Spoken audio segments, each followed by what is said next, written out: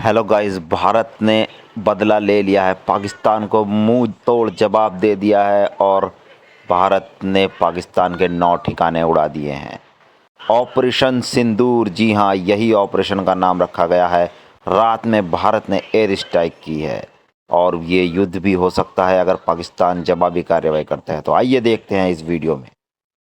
इस air strike की सबसे बड़ी चीज है, जैसा कि हम बार बार ये कह रहे हैं, पाकिस्तान को उसी की भाषा में करारा जवाब। पाकिस्तान की सेना, पाकिस्तान के हुक्मरान यानी कि शहबाज शरीफ, आसिफ मुनीर और उनके साथ साथ बाकी कई अधिकारी और प्रशासनिक लोग हैं जो अल्लाह से यानी कि ऊपर वाले से यानी कि परवरदिगार से ये दुआ कर रहे हैं कि उनको बचा लें। क्या है, चाहे वो गुजरात से लगता हुआ बॉर्डर हो, राजस्थान से लगता हुआ बॉर्डर हो या फिर जम्मू कश्मीर से लगता हुआ बॉर्डर तरीके से ये पूरा कदम उठाया, कहीं न कहीं उनका जिसका लगातार वो ढोल पीटते आ रहे हैं, उसकी पोल साफ तौर पर खुली और इस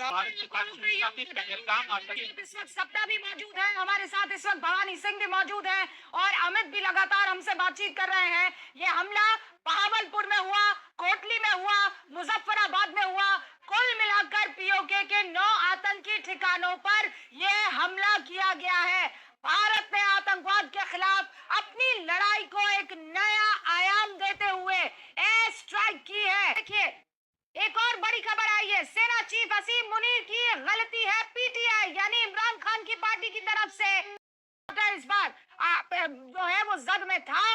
इस हेडक्वार्टर को लगातार टारगेट यहाँ पर लॉक कर दिया गया था और अभी खबर ये आ रही है कि उसे नेस्तनाबूद कर दिया गया है। ये वही इलाका है जहां पर हमास के आतंकियों की और जैश ए मोहम्मद के आतंकियों की बैठक हुई थी और जैश ए मोहम्मद के इस हेडक्वार्टर को खत्म कर दिया गया है।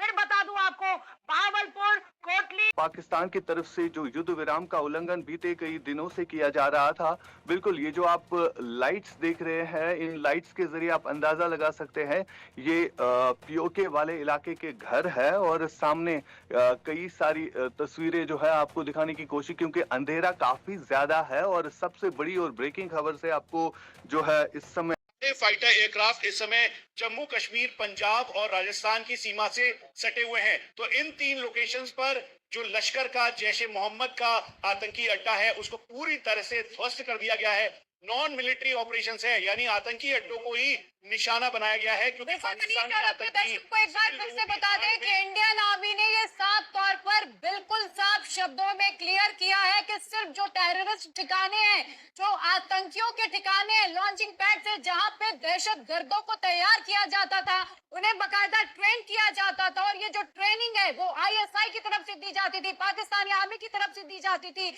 सिर्फ उन्हीं ठिकानों को टारगेट किया गया है जहां पर ये आतंकी एक्टिव थे। तो एक मान रहा हूँ, ये भी हो सकता है वो झूठ भी बोल रहा हो सकता है वो अपनी पब्लिक से अपनी पोजीशन को बचाने के लिए इस तरह से बोल रहा हो। क्यों? क्योंकि उसको भी, जो भी वहां की सरकार है, उसको भी अपनी जनता को मुंह दिखाना है। अब अगर वो कहते हैं इतनी जगह अटैक हो गया, तो वहां भी जनता कहेगी इतनी जगह हिंदुस्तान ने आपके ऊपर अटैक कर दिया, आप क्या कर रहे हो। लेकिन अगर उसको 3 या 5 कहते हैं तो शायद पब्लिक को ये ठीक है, इन्होंने जो आतंकियों के गढ़ हैं, आतंकियों के ठिकाने हैं, उस पर अटैक किया है, कोई बात नहीं, ठीक है, करने दो। क्योंकि ये बात तो अभी मानने की है कि हमने, क्योंकि वहां पाकिस्तान की अवाम के ऊपर है, पाकिस्तान की पब्लिक तो किसी भी सिटीजन के ऊपर वहां पर हमला नहीं किया है। इसलिए हम ये मान के चलते हैं, मैं ये समझता हूँ कि शायद वहां की पब्लिक की तरफ से उतना वायलेंट रिएक्शन नहीं होगा हिंदुस्तान के खिलाफ पाकिस्तान को हमला करने के लिए या किसी भी तरह की जवाबी कार्रवाई करने देने के लिए। नहीं, लेकिन तो वहां के शासक कह सकते हैं कि भाई ठीक है, ये उन्होंने आतंकी हमलों, आतंकियों के ठिकाने पे किया है, ठीक है, वो थोड़ी बहुत अपना पाक सेना पर यह बयान आया है। अब वहां पर इसी बात को लेकर तू तू मैं शुरू होगी और ये सियासी तू तू मैं शुरू हो चुकी है। इमरान खान जो जेल में बंद है, उनकी तरफ से, उनकी पार्टी की तरफ से, पाकिस्तान तहरीके इस्लाम की तरफ से ये जानकारी दी जा रही है कि इमरान खान ने इस पूरे के पूरे मसले के लिए आसिम मुनीर को जिम्मेदार ठहराया है।